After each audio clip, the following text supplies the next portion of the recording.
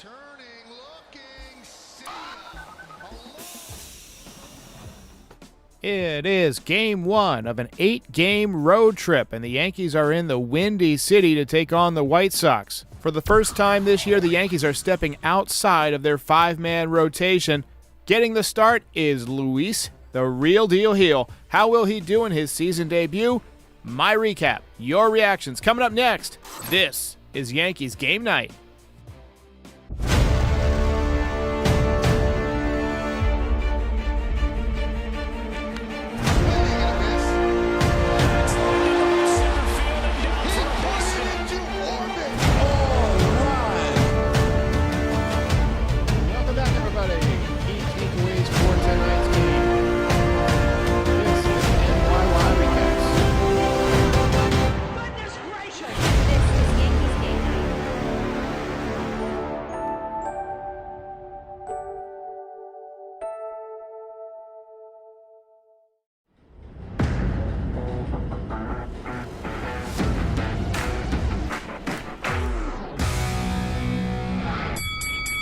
That game took forever.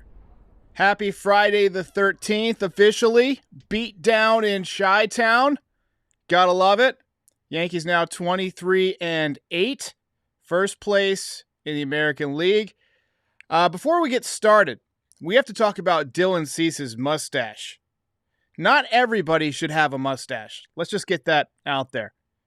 If a mustache makes you look, more fun, like Nestor Cortez, or adds a bit of flavor to your personality, like Tom Selleck or Chuck Norris, then by all means, mustachio it up.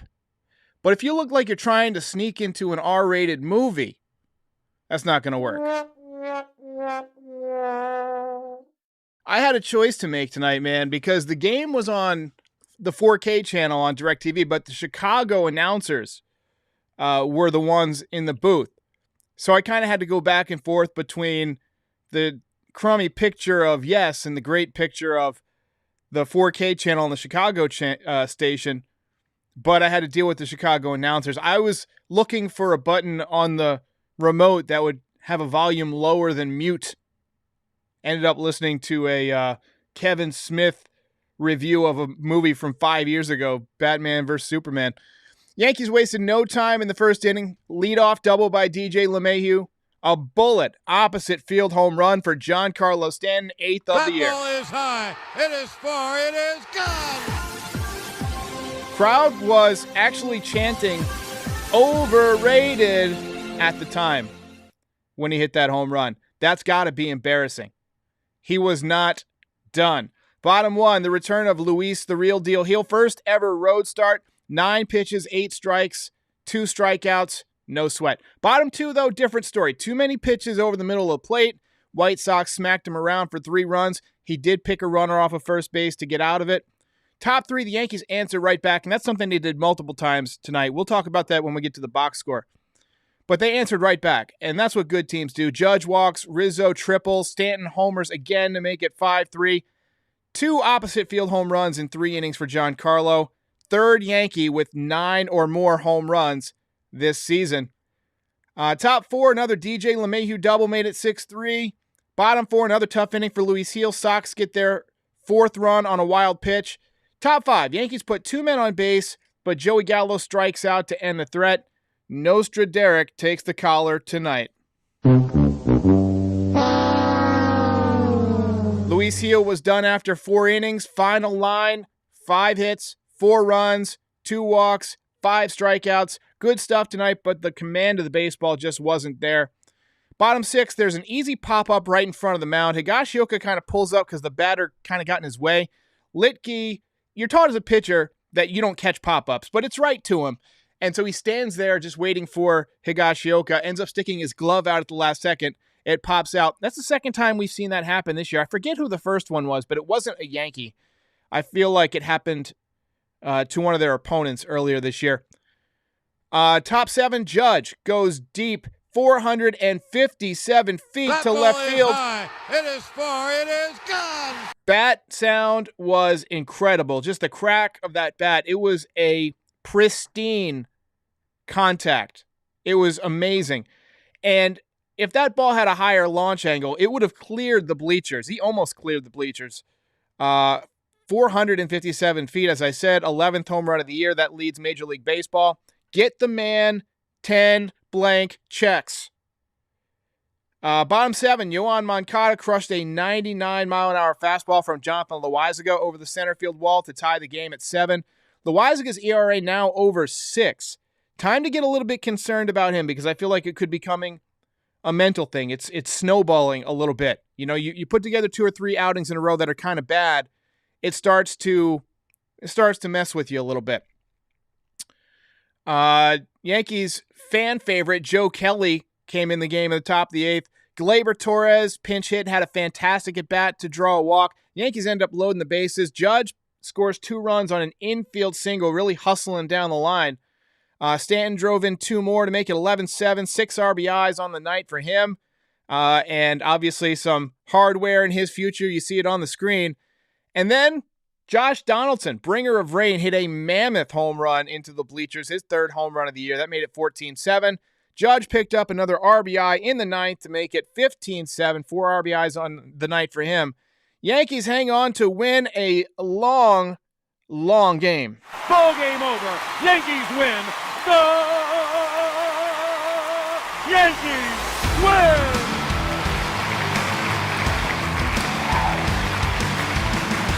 All of that, please. All right, we got to award the belt. Giancarlo Stanton, 2 home runs on the night. Let's go. Belt winner. And we're going to get to your comments, and we're going to start with the Orioles. Mike Bragg says, what's going on with the Orioles tonight? Orioles, they've won 8 out of the last 12. I don't know who they're playing, but their pitching is pretty good. Their bullpen is better than expected. Dylan Tate he's got a cannon for him. He's just, former Yankee via trade from the Rangers. I believe he was traded for Carlos Beltran, and they got some good players. Sean Browning, Higgy got 2 hits. Good to see Higgy get in on the action. He's been really slow this season in terms of his offensive production. Mike the AC Merch says hitting is contagious, and I agree. I wholeheartedly agree. Yankee 286 with a great point. Gleyber with some outstanding base running. Yes, on the Judge infield single, he kind of hit it up the middle. The shortstop had to throw across his body, and it at first base went to Abreu, who was kind of waiting for the call and kind of looking the other direction, and Gleyber took off for home. So fantastic job by Gleyber Torres. He's a different player when he's at second base. And somebody asked me on the pregame show, why aren't they playing Gleyber Torres at shortstop? Because, DJ was playing second and, he's been swinging the bat well. But I don't want to see him at shortstop because when he plays shortstop, it gets in his head. When he's at second base, he's comfortable. And tonight, he pinch hits and plays second base, and he's just got a lot more energy now that he's not worrying about his defense. Let's see here. Garrett Potter says Hicks on a 20 at-bat hitless streak. Oh, yes. I hate this. It is revolting. Ziona Stunna says Gleyber just playing smart baseball lately. He's really playing baseball. He's playing the game well. When he first came up, he was making all sorts of great defensive plays and deacon guys, and he would make the heads-up base running moves and picking up clutch hits, hitting big home runs. When he first came up, I compared him to Robbie Alomar. Great second baseman for many years with the Indians, with the Blue Jays. Played for a number of teams. Hall of Famer, smooth as silk on defense, and just a really smart baseball player. And right out of the gate, Gleyber Torres was giving me Robbie Alomar vibes. But once he started hitting a ton of home runs, it's like he put on a little weight, and he stopped running the bases as well. He didn't really adjust well to shortstop. So I'm glad to see that he's turned the corner and is once again becoming the player that he was before the shortstop switch. Warren Fran says, Hicks is awful. He is not playing well at all. Big Boy 97 says, Chad Green, Gallo, Hicks got to go.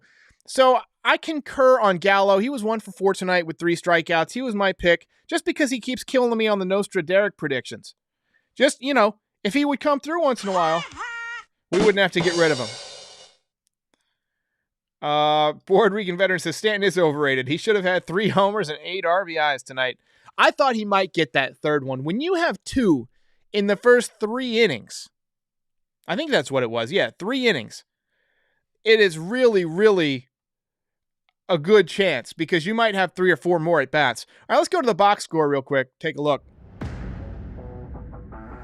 So you see, a lot of hits tonight. 15 hits for the Yankees. That is a season high. LeMahieu, 3 for 5 at the top of the order. And look at the numbers. Like, the numbers are starting to round into shape. LeMahieu hitting 295 with an 811 OPS. Judge hitting 296 with a 994 OPS. He might not hit 300 for the season, but it wouldn't surprise me if he did. And when he first came up, if you had said that Judge would become a 300 hitter, everybody would have said you're out of your mind because he was strikeouts and home runs. And he struck out like 200 times. Mike Bragg says Dylan Lawson is an offensive revelation. So Judge, 2 for 4 with 4 ribbies. Rizzo, 1 for 5, hitting just 232. Stanton, 3 for 4 tonight with the big 6 ribbies and a walk. Really good night.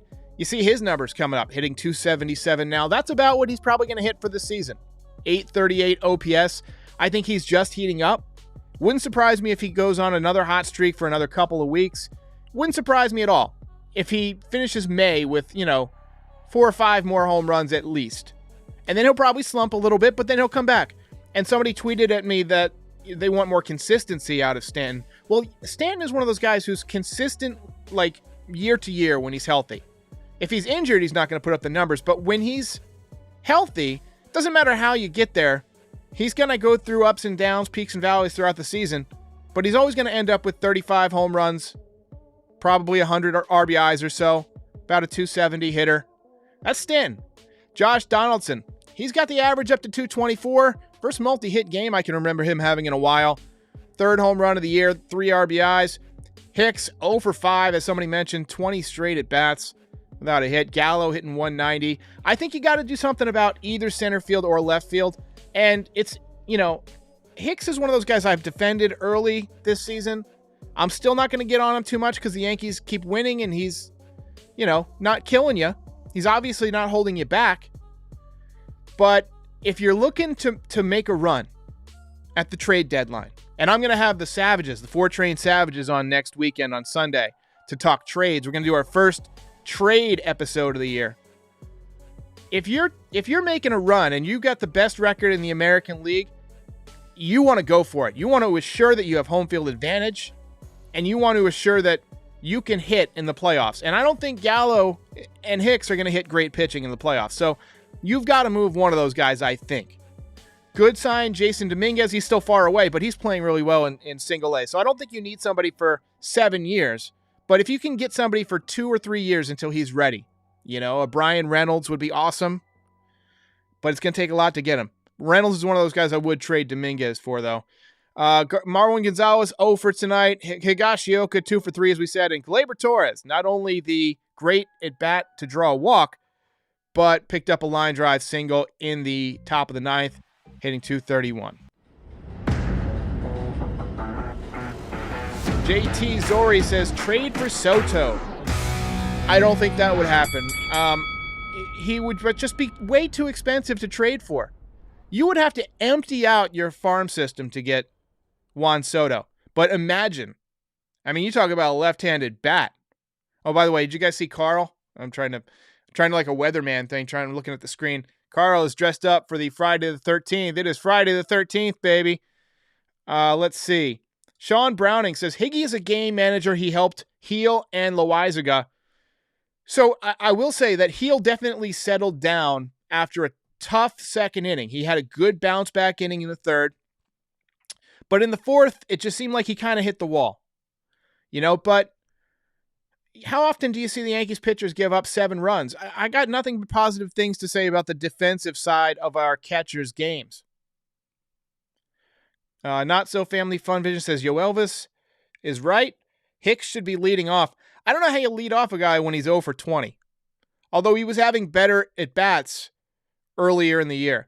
Isaac Garcia says, the energy in the clubhouse is amazing right now. 100% agree. 100% agree. You're seeing guys pick each other up. And what I mentioned we were going to talk about in the box score, in the bottom of the second, the White Sox scored 3. The Yankees answered right back in the top of the third with 3 more. And then in the bottom of the 7th, the White Sox add 3. Yankees answer back with 7 in the top of the 8th. That's what World Series winning teams do. You hit them, they hit you right back and twice as hard. They hit you right in the mouth. That's what they're doing this year. They're winning all sorts of games. Frankie Baseball says, why is he named Carl? He's named after Carl Pavano because he never plays. He just sits there. So,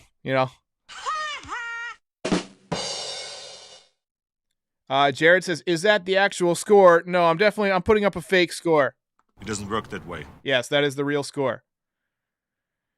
JT Zori says, do you see any similarities with the 98 team? That 98 team was so special. It's hard to say, but they had a similar vibe earlier in the year like this, where you could tell that they were going places because they were just so confident. I'll say the chemistry feels a little bit like that team, but that team didn't have anybody hitting 160. The center fielder was Bernie Williams. He won the batting title. Left field, you had a combination of Darryl Strawberry, Tim Raines, later on Shane Spencer. No matter who you put out there, you got production. Chili Davis for a little bit was a DH. I can't think of anybody who had a bad year that year. Chuck Knobloch, I think, had a bad year relative to his normal stats. I think he hit about 290, maybe 292 with Minnesota the year before. He gets traded for Eric Milton during spring training or shortly before. And I think he hit about 265, but his power was up. I think he had about 18 home runs. He was usually like a single-digit home run guy. I'm pretty sure, and don't hold me to this, but I'm pretty sure something came out about him taking steroids later on when he was with the Yankees. Tough career for him. He forgot how to throw the ball to first base. He had the yips. He ended up hitting Keith Olbermann's mom with a throw in a game. He once made so many errors in a game that he almost retired mid-game. But back to your original question. Joe Torre sent him home, by the way, so just go home and think about it. But back to your original question, do I see any similarities with the 98 team? Yes, I see them playing good baseball. I see them running the bases better. I see the pitching is really great. The 98 Yankees had great pitching. Joseph's Dream says, don't forget they scored all 7 of their runs with 2 outs. Appreciate that. More of that, please. I love it when people have dynamite drop-ins that I missed in the recap. This is a community experience. You guys are as much a part of this as I am.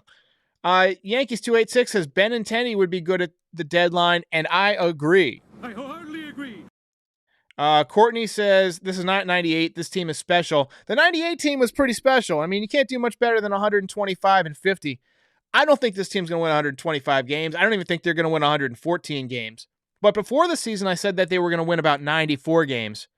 And I'm revising that upward. I haven't landed on where I think they'll be yet, but I don't think 105 games, 106 maybe, is out of the question, the way this team is playing. You have to factor in that at some point they're going to have injuries. At some point they're going to have a team slump. That 98 team just never slumped. Never. Mike Bragg wants Benintendi. I think Benintendi would be a fantastic pickup. Mike to AC Merch says, this is what we've expected for a couple of years. So something occurred to me during the game, which was when the Yankees traded for Giancarlo Stanton prior to the 2018 season, you expected he and Judge, who had combined for 111 home runs the previous season, were going to go berserker together. And they really haven't done it until the second half of last year. That was the first time we saw them both together and clicking. And they carried a bad Yankees team, a really bad Yankees offense, to the playoffs down the stretch and to a nice long winning streak at one point. This year, it seems like they're riding that confidence. You've got Judge in a contract year. Judge might hit 50, 60 home runs this year. I don't think Stanton's going to hit that many, but I think Stanton was going to have a shot at 40.